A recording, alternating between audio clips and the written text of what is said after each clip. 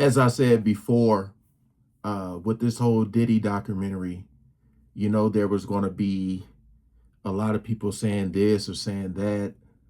Supposedly, I heard Dame Dash is calling Cap. See, he said it was Cap.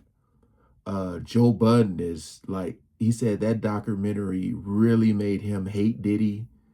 But I guess this is another interview with 50 Cent. And I keep forgetting her name, the lady who also, you know, produced or direct.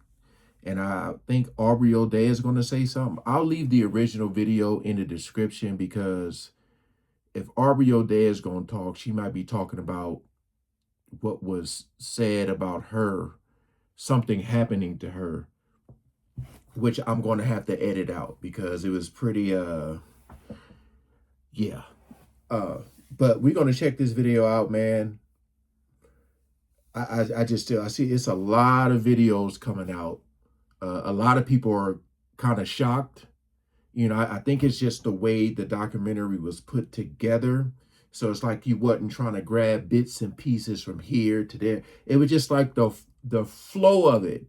You know, the way they told the story, you're just like, oh, it's like you kind of seen it from a broader lens, I guess. But we ain't gonna waste no more time. Let's jump right into it. Tonight, the new Netflix docu-series Sean Combs' The Reckoning is out and making headlines. Taking 8 nuclear bombs, you know what I'm saying, straight to the head. And I'm tired of going back and forth with y'all, with the lawyers. That's just not true. Okay, so. With never-before-seen footage of the former hip-hop kingmaker from the days leading up to his 2024 arrest. I'm not a referee. So I'm gonna get off the phone right now. Listen to me. I'm gonna get off the phone right now, and I am gonna let you professionals look at the situation and come back to me with a solution. No matter what, no matter what nobody said. Let's just here and there, y'all are not working together the right way. We're losing. Combs' legal team says Netflix is relying on stolen footage, even sending a cease and desist to the streamer ahead of its release, calling it a shameful hit piece. Something the documentary's director, Alexandria Stapleton, denied in a statement on Monday, saying that they, quote, lawfully obtained the footage. Okay. Behind the series is... And, you know, another huge takeaway, I mentioned this before, but another huge takeaway from this is that whoever is behind this camera recording everything he wanted to be recorded, because, again, he was supposed to have a documentary. And, you know, allegedly, they're saying that Diddy didn't pay them. Like, what did he think was going to come of this? Like, do you know how easy somebody's going to hand over this footage and you about to give them some money for this and Diddy wasn't paying them? You know, what was it for the Cassie video? 50,000? So, like, I'm just saying, that is, like, so huge. I don't know why that is a shocker. Now, no one has come out, or I haven't seen anyone dispute that, saying, like, that's a lie, Diddy was or did pay them. Executive producer Curtis 50 Cent Jackson, who recently sat down with NBC News alongside Stapleton. How did you get that footage of Diddy? I figured most journalists would not disclose their sources. 50 Cent did not appear worried about potential legal action from Combs. Zero concern about that. There's maybe the last 3 documentaries, you would have said the same thing to that. Last 3 that exist, you know.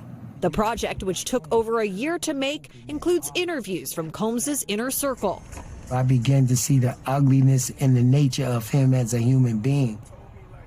That came from me seeing the only thing he cared about was himself. We really tried to chronicle the ecosystem that he created and to give people a very well-rounded perspective. I don't think that the time was really given to really look underneath the hood. One of those interviews is with Danity Kane singer Aubrey O'Day, who in an emotional scene reads an affidavit from a woman saying she walked in on O'Day, assaulted by Combs and another man in 2005. You realize The burden that puts on my soul for the past year, the weight of that man and his I will never get up from under it. Stapleton says O'Day wrestled with whether to share this on camera.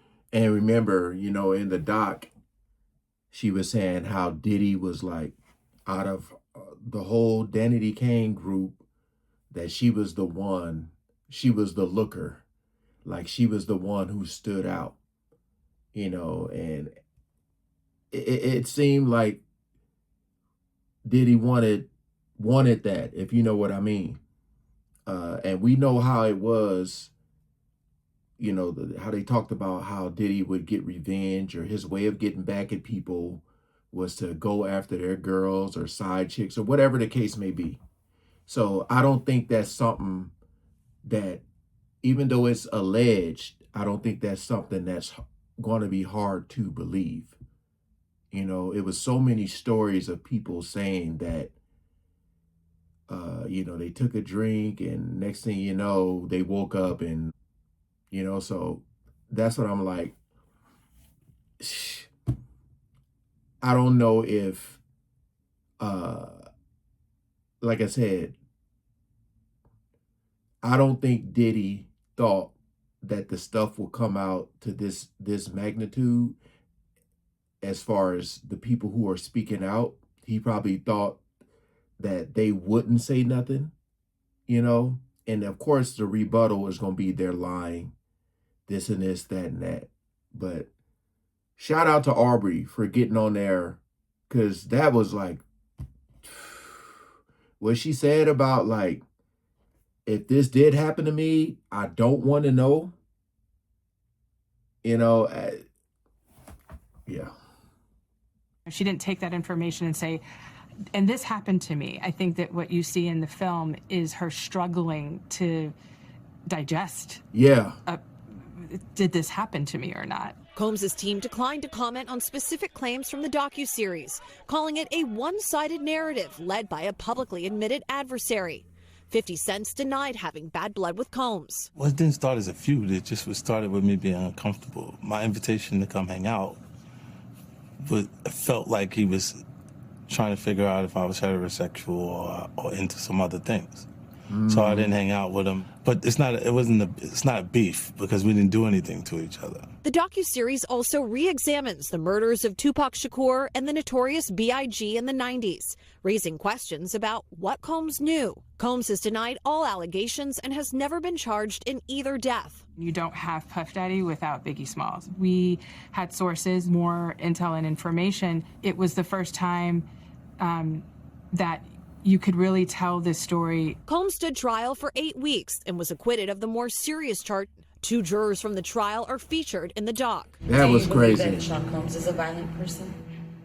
Based on that Intercontinental video, he can be. I thought that they were very different people and they could kind of represent, you know, one grew up knowing who Sean Combs was.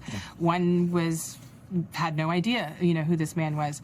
And their perspectives, you know, were really interesting. For the filmmakers, they say making the documentary was bigger than them. If I didn't say anything, you could assume that all of hip-hop culture is comfortable with his actions. It's bigger than just about Sean Combs or Cassie. It also should be a reflection on us as an American public. Chloe Malas joins us now in studio. Chloe, I understand you just got off the phone with Aubrey O'Day. What did she say? I did. Aubrey O'Day is someone that I've known for many years as a journalist. I've interviewed her. That's how I met her early on in my career. And she said that although she has no official comment, she did give me permission tonight to share with everyone that she was very emotional on the phone with me. She was crying. She was trying to catch her breath, trying to get her words out.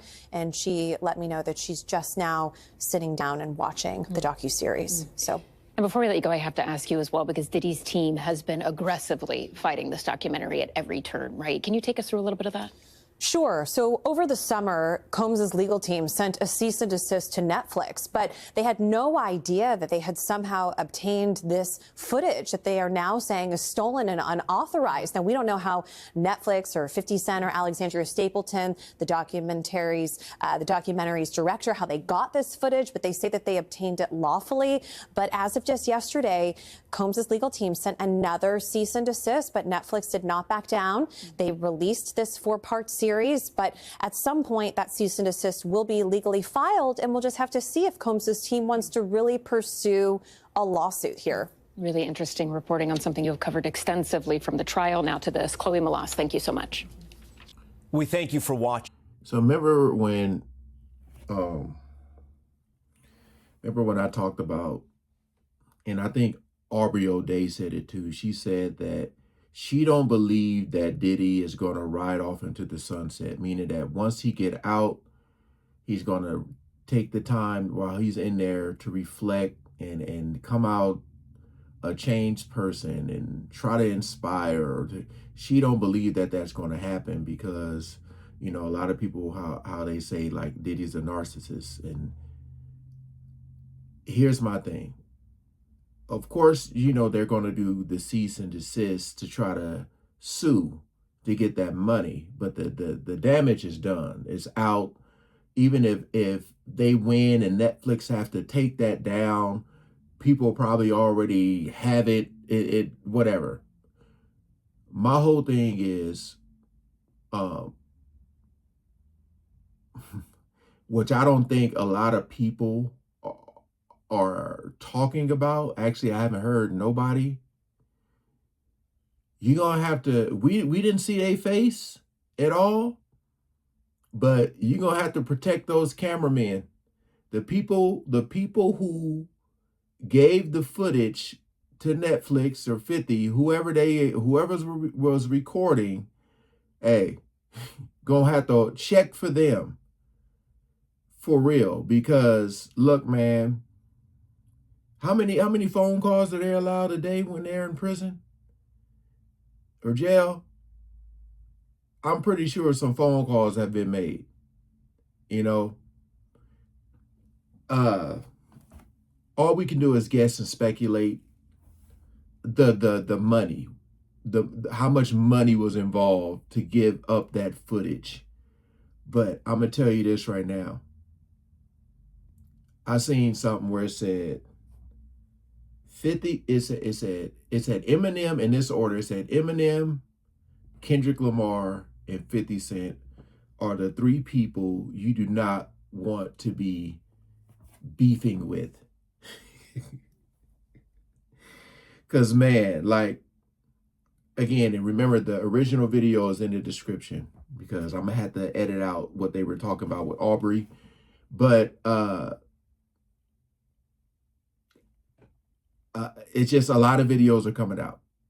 You know, some people are defending Diddy. Some people are mad at 50 Cent, just saying, like, I can't believe he would do this to another black man and this and this. And it's like, that saying that is part of the problem. You know, like this dude, like from all of these interviews with these people talking and saying, and especially Craig Mack's wife, man, it's just sad hearing that story. It is just sad. Just sad, man. He had to, like, you getting charged for studio time and all this, and like you're asking Diddy for money. She said he pulled out that stack and handed him $100 or what was $100 or something like that. Crazy. And Lil Rod trying to make those phone calls and hearing all those messages from Diddy talking about, I'm gonna get you your money. And this, you know, he got the money. You know he got it. But 50 Cent is the ultimate troll. But all, you know, again, this documentary was serious. It was serious. And the fact that they followed through with it is huge. It's huge. But yeah. Let me look at a little comments here. It says Netflix would have never published the doc if they didn't 100% know the footage was obtained legally. That is huge right there. Because if they didn't get it legally, think about that number, the money, you know what I mean, that they would be sued for. Someone said that's his fault for filming everything. Narcissist.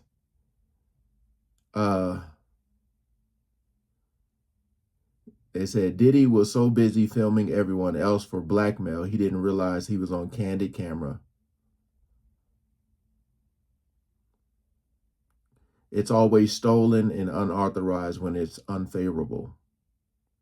A lot of people calling him narcissist. Yeah, great job, 50 Cent. Yeah. I mean, it's huge, man. It's huge. But like I said, there's a lot of people showing their true colors, They're mad at 50 Cent for exposing this, but those are the same people who had nothing to say probably when the Cassie video came out. All right, man. Appreciate y'all coming over and watching. Peace out.